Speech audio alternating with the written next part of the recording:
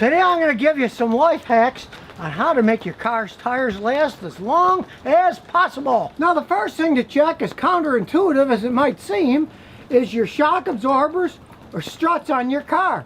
Go to each corner of the car and push it up and down. Shouldn't bounce much. As you can see, this hardly bounces at all. Both front sides are pretty stiff, and so are the back ones. You can see, it hardly bounces at all. It's nice and stiff.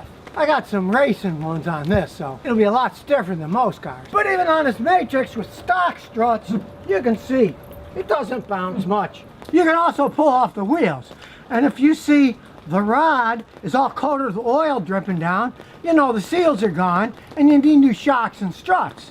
Now this is important for your tire life for two reasons. One, as nutty as it sounds, your tires actually absorb a lot of the shock of the car. When you hit bumps, the rubber goes in the air and it absorbs a lot of the shocks. So if your shock absorbers aren't working right, then your tires are going to have to absorb more of the shock and it's going to wear them out faster. And the other reason is because the shock absorbers hold the tires in the correct position while you drive down the road.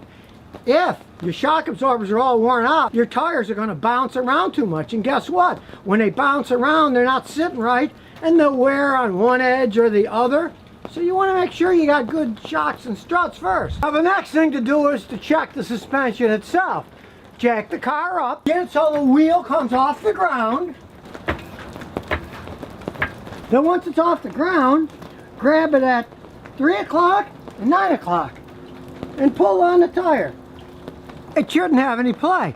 If it has play and goes back and forth, often that's a worn tie rod. You'd have to fix that, because if the tie rod's worn, the tire's going to wiggle back and forth too much and it's going to wear out early. Then check it at 6 o'clock and 12 o'clock. See if it's got any play there. If it's got play there, then odds are your ball joint's worn. And any front end part that's worn that makes the car sit wrong, and then when you hit bumps or corner, make it wobble, is going to wear your tire out faster. And of course you want to do this checking on all four wheels.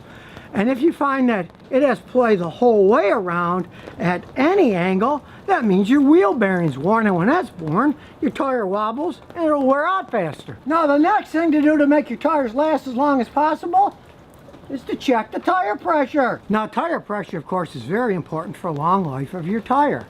You want to have the correct pressure at all times. And people are always asking me, Scotty, what pressure should I put in my tires? Well, they're always rated, but if you look on your door, there's a suggestion.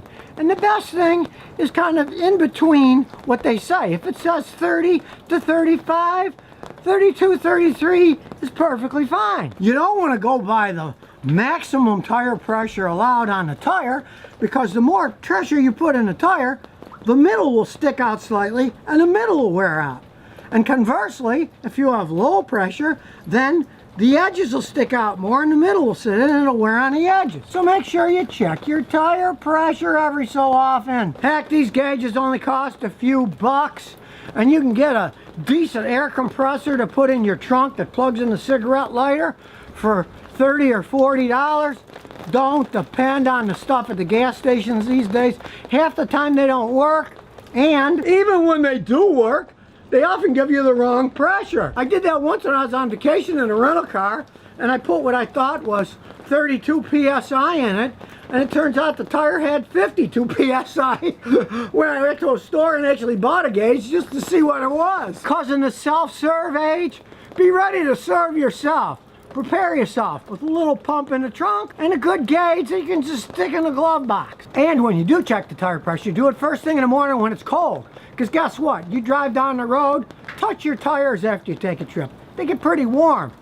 That increases the pressure. You get a false reading. You want to do it when the tires are cold first thing in the morning.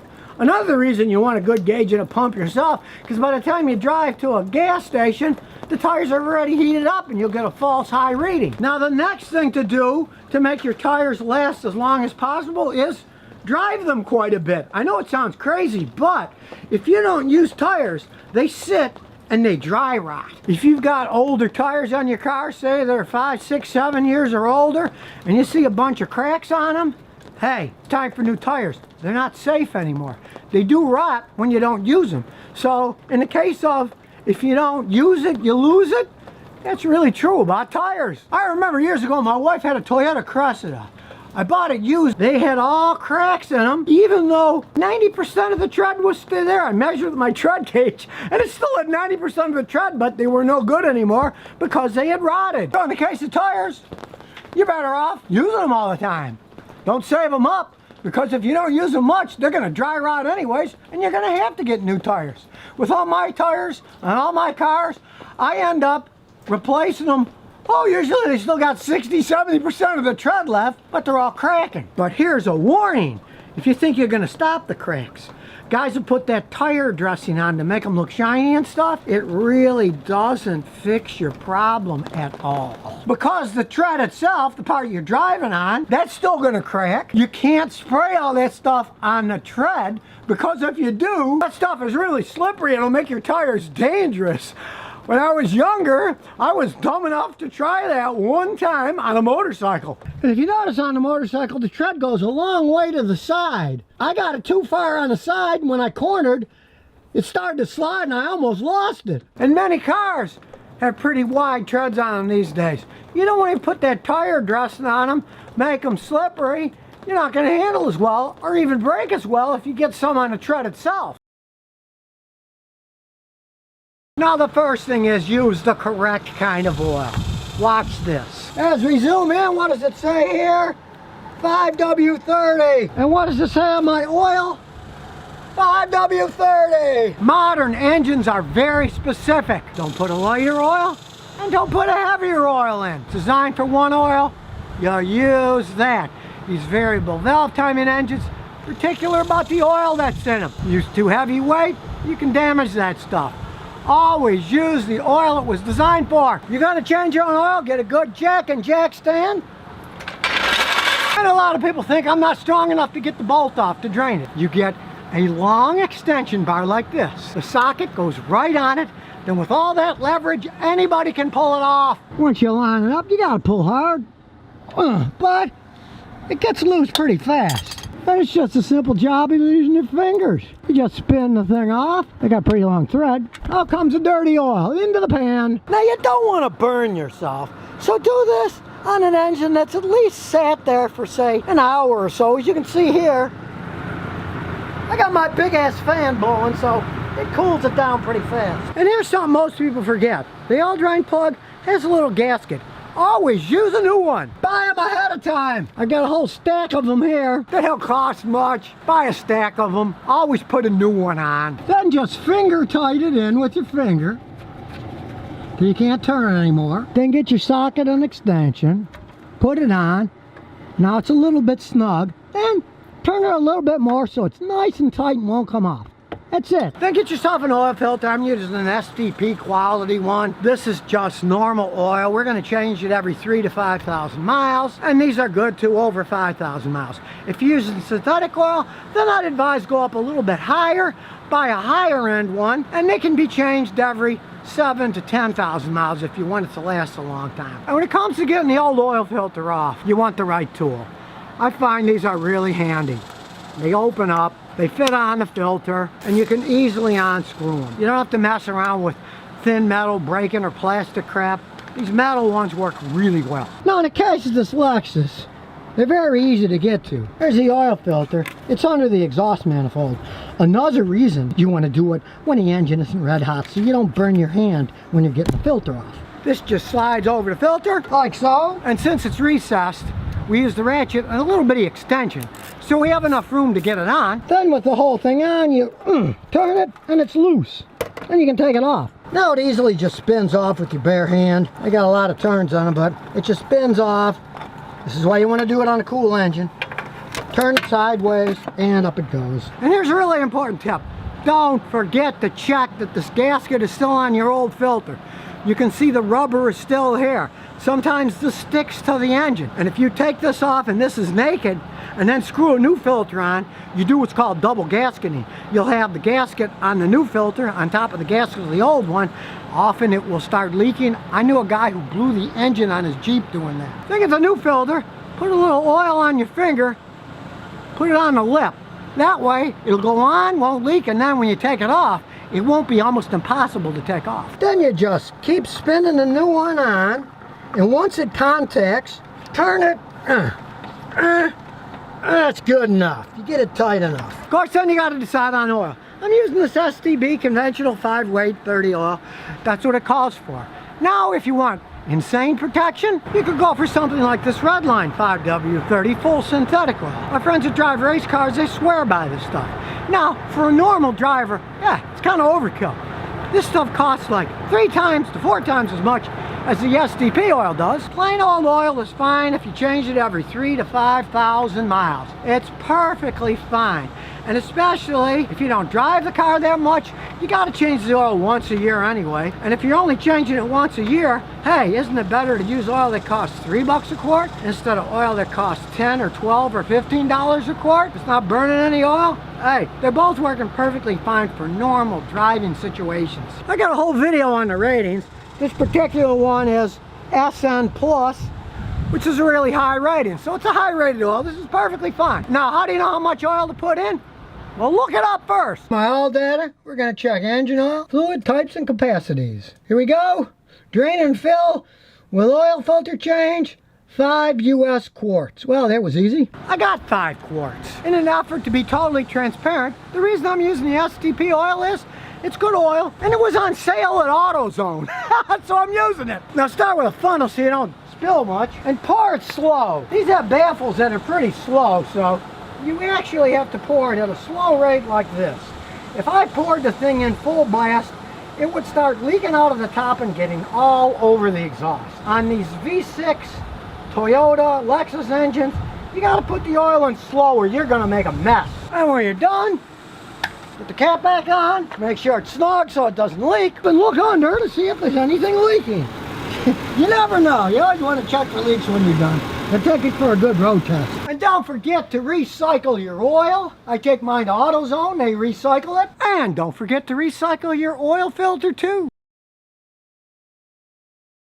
How to keep your car from being damaged by water. Because let's face it, water does not mix with electricity. All modern cars have all kinds of electronic stuff that water intrusion can ruin. So, you're going to learn some things you might not have known. They're very simple to do, but it's going to save you a fortune in repairs if you do them. Numero uno is leaking sunroofs. Now, you might not know this, but all sunroofs leak. Let me show you. We'll open this one up, push a little button. The seals on these sunroofs are not perfect.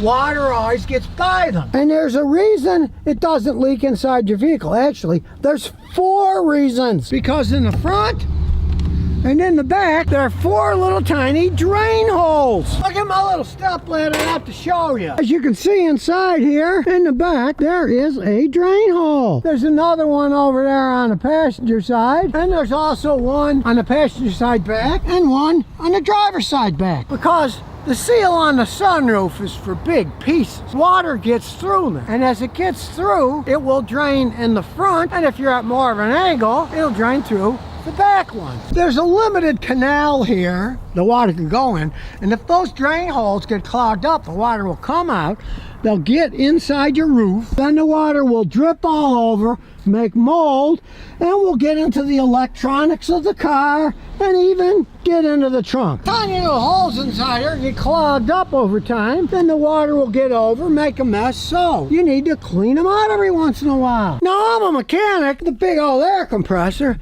so I just get one of these hoses and I blow it through with compressed air. Now if you don't have a compressor, you can get one of those dusters, you know, those air dusters that you can use to clean computer keyboards and clean lenses on cameras and stuff, and you can blow with that. But if you don't even have that, just get some wire. Watch this. You just get your wire and feed it through the hole. Make sure you got a little flashlight too, because they're hard to see. And as you feed the wire in, you'll push any debris through. As you can see here, you just push it through the hole. It's just light debris. It's not like it's built up heavy. You can easily push it through.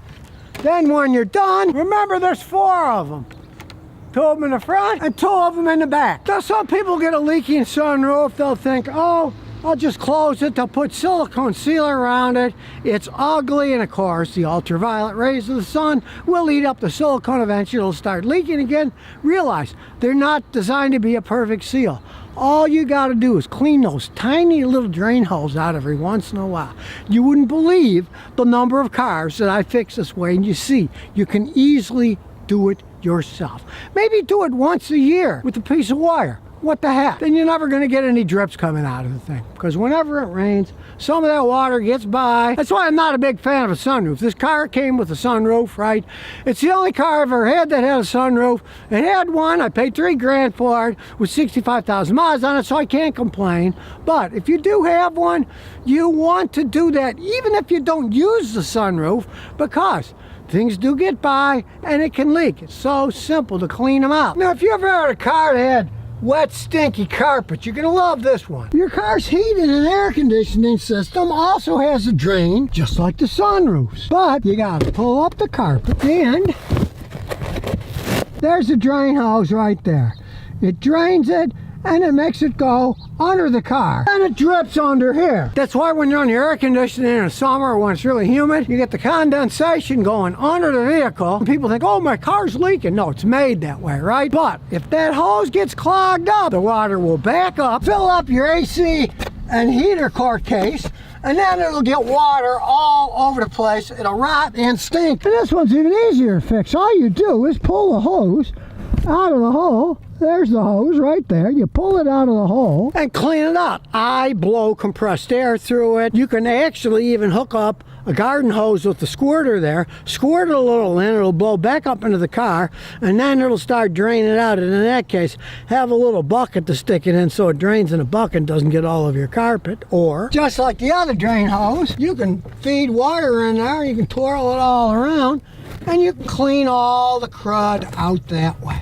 Like I said, just get a little bucket under here to catch the water, because it'll come streaming out. Then when you're done, just remember to push it back through the hole, so it'll drain onto the vehicle and not inside here. I realize one thing, you might say, oh, in the winter I don't use my air conditioner. Actually you do, because when you put most modern cars in the defrost mode, it turns the AC on to help keep the windows from fogging up, because air conditioning air is super dry. If you just had a heater and no air conditioning in the winter, like I did when I was a kid, but my Opel didn't have air conditioning, the windows fogged up. Didn't even mean I put heat on them because it wasn't dry enough. So you're always running your AC, so you make sure that drain is clean. Now the next thing you want to do to keep water out of your car is realize this: your windows, they're always leaking water. These are not perfect seals. You can see there's holes here, there's holes there.